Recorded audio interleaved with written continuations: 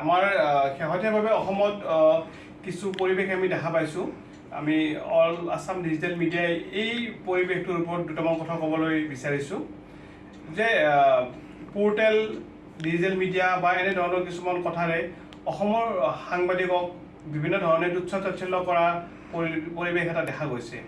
গতিকে এই ক্ষেত্ৰত আমি এটা কথাই ক'ম যে অল আছাম ডিজিটেল মিডিয়া এছ'চিয়েশ্যনৰ তৰফৰ পৰা যে পৰ্টেল বা ডিজিটেল মিডিয়া বুলি যিবিলাক মানুহে তুচ্ছ তাচ্ছিল্য কৰি আছে এইবিলাক বন্ধ হ'ব লাগে। আৰু এটা কথা আমি স্পষ্ট কৰি দিব বিচাৰিছোঁ যে আচলতে পৰ্টেল যিটো শব্দ এই শব্দটো পৰিহাৰ কৰিব লাগে, কিয়নো অসমত যিবোৰ চেনেল চলি আছে এইবোৰ ডিজিটেল চেনেলহে, আৰু ডিজিটেল চেনেল আৰু পৰ্টেলৰ মাজত এটা পাৰ্থক্য আছে। গতিকে সেই কথাখিনি জনা উচিত। এনে যধে মধে পৰ্টেল বুলি কৈ সমালোচনা কৰাটো কিন্তু উচিত হোৱা নাই। এই ক্ষেত্ৰত কিন্তু অল আছাম ডিজিটেল মিডিয়াই আমাৰ অসমৰ সাংবাদিক জগতক, অসমৰ জ্যেষ্ঠজনক বিভিন্ন ধৰণে আমি তেওঁলোকক ক'ব বিচাৰিছোঁ যে তেওঁলোকে যাতে পৰ্টেল বুলি কৈ অসমৰ এই শিক্ষিত সাংবাদিক চামক অপমানিত নকৰে। আৰু শেহতীয়াকৈ কেইটামান চেনেলৰ আভ্যন্তৰীণ মনোমালিন্যৰ কাৰণে কিছু পৰিৱেশ আমি দেখা পাইছোঁ। এই কথাবোৰে কিন্তু অসমৰ সংবাদ জগতক লজ্জিত কৰিছে, কাৰণ ব্যক্তিগত কাজিয়াবোৰ গৈ অসমৰ সাংবাদিকৰ মাজত বিভিন্ন বিভাজনমুখী কথা বতৰা চলা পৰিলক্ষিত হৈছে। এই কথাবিলাকে কিন্তু আমাক দুখ দিছে, কিয়নো আমি যদি শেহতীয়াকৈ চাওঁ যে এনি ভাৰত বুলি এটা চেনেলৰ কথা কৈছে, আৰু এই চেনেলটোৰ আলম লৈ অসমৰ ডিজিটেল মিডিয়াক বিভিন্ন ধৰণে প্ৰশ্নৰে ঠকাহৰকা কৰা দেখা গৈছে।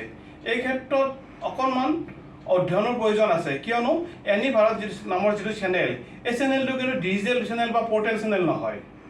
এই চেনেলটো হ'ল কেবল চেনেল, আৰু এই চেনেলটোৱে চৰকাৰৰ ফালৰ পৰা বিভিন্ন ধৰণে বিজ্ঞাপন লাভ কৰি আছে। আৰু ছেটেলাইট আৰু এই কেবল চেনেলটোৰ যুদ্ধৰ মাজত আমাৰ যিখিনি ডিজিটেল মিডিয়া আছে এইখিনি টানি অনাটো উচিত হোৱা নাই, কাৰণ এই যুদ্ধখন আৰম্ভ হৈছে এটা ছেটেলাইট চেনেল আৰু এজন জ্যেষ্ঠ সাংবাদিক আৰু এটা কেবল চেনেলৰ মাজতে হৈছিলে আৰম্ভ। যদি দুলাল বৰাই দুখ কৰিছে, দুলাল বৰাক আৰক্ষীয়ে গ্ৰেপ্তাৰ কৰিছে, দুলাল বৰাৰ শাস্তি আমিও দাবী কৰিছোঁ। দুলাল বৰাক শাস্তি দিয়াত আমাৰ আপত্তি নাই, কিন্তু দুলাল বৰাৰ ঘটনাটোক লৈ যি মেৰুকৰণ কৰা হৈছে, যি ডিজিটেল মিডিয়া সাংবাদিকক তুচ্ছ তাচ্ছিল্য কৰা হৈছে, এয়া কিন্তু উচিত হোৱা নাই। আৰু শেহতীয়াভাৱে আমাৰ সন্মানীয় জনসংযোগ মন্ত্ৰীক বিভিন্ন ধৰণে সাংবাদিকে প্ৰশ্ন কৰিছে, আৰু সেই প্ৰশ্নৰ আলমত জনসংযোগ মন্ত্ৰীগৰাকীয়েও কিছু কথা কৈছে যে পৰ্টেলক নাকি লগাব হ'ব বা ডিজিটেল মিডিয়াক নাকি লগাব হ'ব। কিন্তু জনসংযোগ মন্ত্ৰী হিচাপে তেখেতৰ কিছু কথা জ্ঞাত হোৱাটো উচিত যে আমাৰ সঁচাকৈ এইবোৰ পৰ্টেল নেকি, কাৰণ এইটো পৰ্টেল নহয়, এইটো ডিজিটেল মিডিয়া।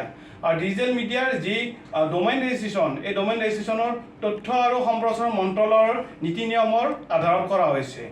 আৰু এই ক্ষেত্ৰত আমি স্পষ্টভাৱে অসম চৰকাৰক ক'ব বিচাৰোঁ যে আইন এখন আনক, যিখন আইনেৰে আমি সমমৰ্যাদা সম অধিকাৰেৰে ডিজিটেল মিডিয়াৰ সাংবাদিকখিনি জীয়াই থাকিব পাৰোঁ। কাৰণ আমাক বহুত বছৰ সাংবাদিকতা কৰাৰ পাছতো বহু সময়ত আমাক বিভিন্ন কথাৰে তাচ্ছিল্য কৰা হয়। তাৰ একমাত্ৰ কাৰণটো হ'ল যে আমি ডিজিটেল মিডিয়াৰ সাংবাদিক। কিন্তু আমি দীৰ্ঘ সময় যে দৈনিক কাকত, আলোচনী বা বিভিন্ন ধৰণৰ সংবাদ গোষ্ঠীক নেতৃত্ব দি আহিছোঁ, আৰু আমাৰ মাজত যিসকল সাংবাদিক আছে তেওঁলোক জ্যেষ্ঠ সাংবাদিক, দীৰ্ঘ সময় অসমৰ সংবাদ জগতক নেতৃত্ব দি আহিছে, তেওঁলোকৰ ত্যাগ, তেওঁলোকৰ যি কষ্ট সেইখিনি নস্যাৎ কৰাৰ কিন্তু সাহস কৰিব কোনেও নালাগে, সেয়া অসম চৰকাৰেই হওক বা বিভিন্ন জ্যেষ্ঠ সাংবাদিকেই হওক। আৰু এই ক্ষেত্ৰত এটা কথা স্পষ্ট কৰি দিব বিচাৰোঁ যে 2021 যি আমাৰ আছে, আমাৰ IT এক্ট আছে, IT এক্টৰ পাৰ্ট 3 স্পষ্টভাৱে উল্লেখ আছে যে ষ্টেট গভৰ্ণমেণ্টৰ কোনো পলিচি ডিজিটেল মিডিয়াৰ ক্ষেত্ৰত নাখাতে, কিয়নো ডিজিটেল মিডিয়াৰ দায়িত্বটো হ'ল তথ্য মন্ত্ৰালয়ৰ আণ্ডাৰত। তথ্য মন্ত্ৰালয়ে নিৰূপণ কৰিব ডিজিটেল মিডিয়াৰ বিৰুদ্ধে কি ব্যৱস্থা গ্ৰহণ কৰা হ'ব। গতিকে এই ক্ষেত্ৰত যিহেতু অসম চৰকাৰ বা ৰাজ্যিক চৰকাৰৰ দায়িত্ব নাথাকে, গতিকে ৰাজ্যিক চৰকাৰৰ বিষয়ববীয়াসকলে বিভিন্ন কটু কথাৰে ডিজিটেল মিডিয়াৰ সাংবাদিকক সমালোচনা নকৰিবলৈ আমি অনুৰোধ জনাইছোঁ।